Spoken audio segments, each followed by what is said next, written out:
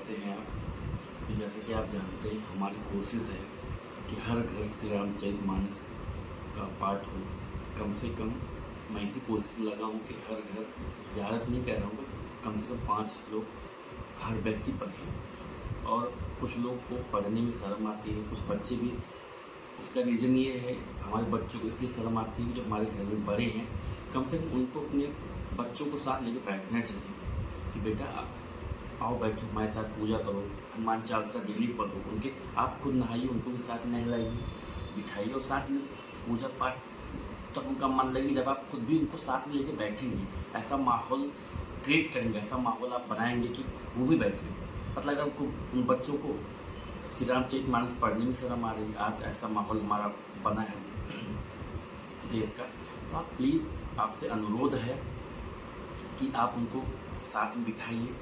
मंगलवार है तो आप उनको मंदिर लेके जाइए। उनका मन जो भटक रहा है बच्चों का इधर उधर, थोड़ा सा भक्ति में लगेगा, उनका ध्यान केंद्रित होगा और वो जानेंगे हमारी संस्कृति क्या है, हमारा सनातन क्या है। तो प्लीज़ रिक्वेस्ट है आपसे कि आप सब भी पढ़िए और अपने बच्चों के साथ लेके बैठिए, उनके साथ श्री रामचरितमानस पढ़िए, एक साथ पूरा परिवार बैठिए पढ़िए, या मंगलवार को छोटा मोटा प्रोग्राम करिए आप सुंदरकांड का। बाकी हमारी कोशिश यही है, मैं इसी कोशिश में लगा हूँ कि कम से कम हर घर श्री रामचरितमानस पढ़ा जाए और डेली पढ़ा जाए। कम से कम 5 श्लोक तो आप पढ़िए।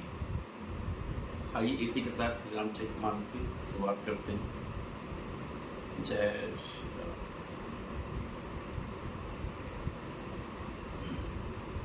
जे जन्मे कली काल कराला, करतब बायस बेस मराला।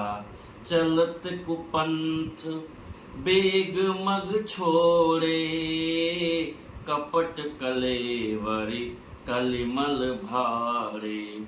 जो कराल कलयुग में जन्मे हैं, जिनकी करनी कौवे के समान है और बेस हंस का सा है, जो वेद मार्ग को छोड़कर कुमार्ग पर चलते हैं, जो कपट की मूर्ति और कलयुग के पापों के भारे हैं।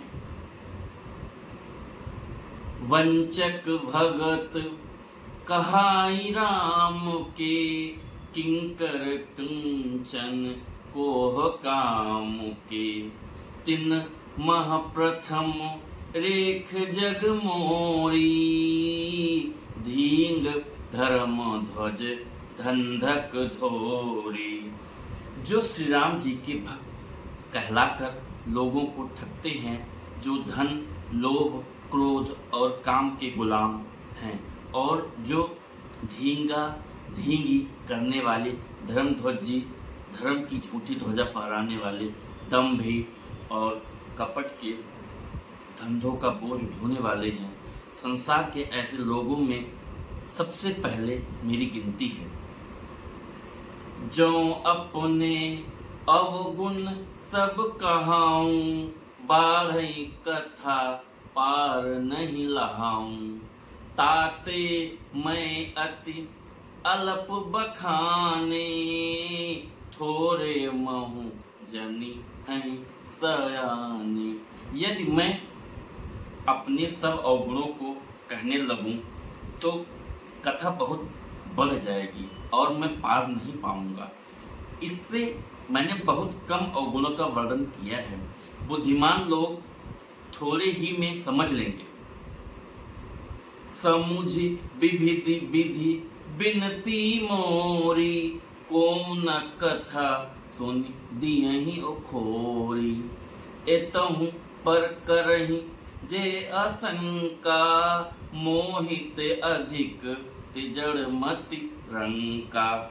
मेरी अनेकों प्रकार की विनती को समझकर कोई भी इस कथा को सुनकर दोष नहीं देगा। इतने पर भी जो शंका करेंगे वे तो मुझसे भी अधिक मूर्ख और बुद्धि के कंगाल हैं। कवि न हो नचि चतुर कहाऊं, मति अनुरूप राम गुण गाऊं। कहाँ रघुपति के चरित अपारा, कहाँ मति मोरी निरत संसारा। मैं न तो कवि हूँ न चतुर कहलाता हूँ, अपनी बुद्धि के अनुसार श्री राम जी के गुण गाता हूँ। कहाँ तो श्री रघुनाथ जी के अपार चरित्र, कहाँ संसार में असक्त मेरी बुद्धि। जेहि मारुत गिरी मेरु उड़ाही, कहूँ तूल के ही लेखे माही। समुझत अमित राम प्रभुताई, करत कथा मन अति कदराई। जिस हवा से सुमेरु जैसे पहाड़ उड़ जाते हैं, कहिए तो उसके सामने रुई किस गिनती में है। श्री राम जी की असीम प्रभुता को समझकर कथा रचने में मेरा मन बहुत हिचकता है। दोहा। शरद शेष महेश विधि, आगम निगम पुराण। नीति नीति कही जासु गुण, करहि निरंतर गान। सरस्वती जी, शेष जी, शिव जी, ब्रह्मा जी, शास्त्र वेद पुराण, ये सब नीति कहकर पार नहीं पाकर, ऐसा नहीं कहते हुए सदा जिनका गुणगान किया करते हैं।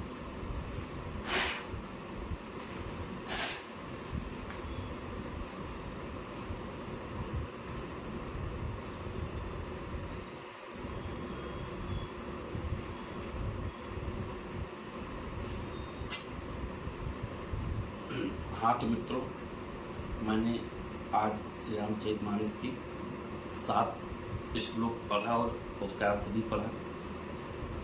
जैसे कि मैंने कहा कि अगर आप जॉब करते हैं, बिजनेस करते हैं, उसके बाद भी आप टाइम निकाल के 5 श्लोक पढ़ सकते हैं। देखिए, मुझे 5 से 7 मिनट लगा और मैंने अपनी 7 चौपाई पूरी कर ली। तो आप भी कोशिश करिए कि कम से कम 5 चौपाई तो पढ़िए। और जब तक आप नहीं पढ़ोगे, मैं इस कोशिश में लगा रहूँगा। जब तक आप स्टार्ट नहीं कर दोगे, मैं तब तक हमारा संघर्ष जारी रहेगा। जय सीता राम।